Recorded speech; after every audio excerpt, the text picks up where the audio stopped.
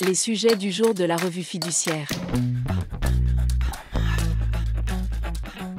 Premier sujet de notre JT.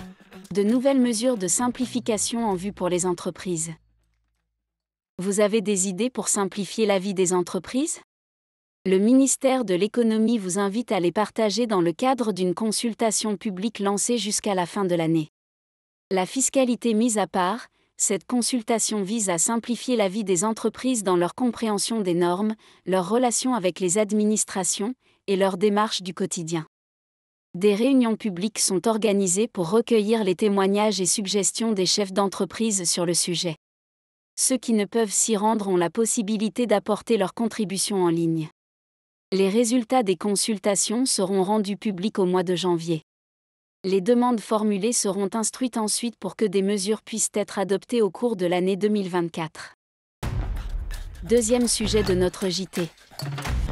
Propos sexistes et racistes égale faute grave.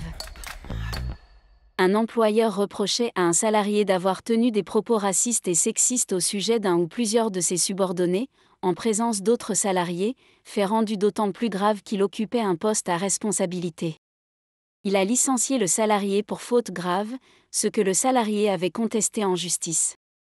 Pour que l'employeur puisse qualifier de faute grave les agissements d'un salarié, il faut que ces faits constituent une violation des obligations découlant du contrat de travail, ou des relations de travail d'une importance telle qu'elle rend impossible le maintien de l'intéressé dans l'entreprise.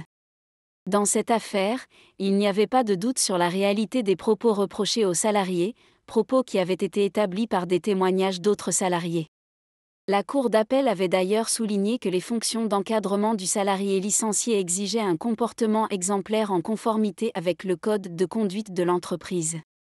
La Cour de cassation en a conclu que la tenue par le salarié de propos blessants à connotation raciste et sexiste, vis-à-vis de ses subordonnés les plus vulnérables, de nature à les impressionner et nuire à leur santé, constituait bien une faute grave rendant impossible le maintien du salarié dans l'entreprise.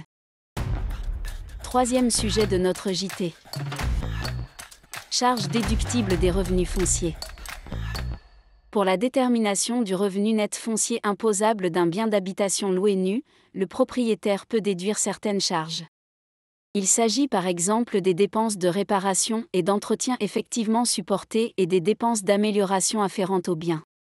Il appartient au contribuable de justifier ces dépenses. L'administration est en droit de refuser la déduction de sommes correspondant à des factures ou tickets de caisse ne précisant pas le nom du client, ni l'immeuble auquel les dépenses se rapportent.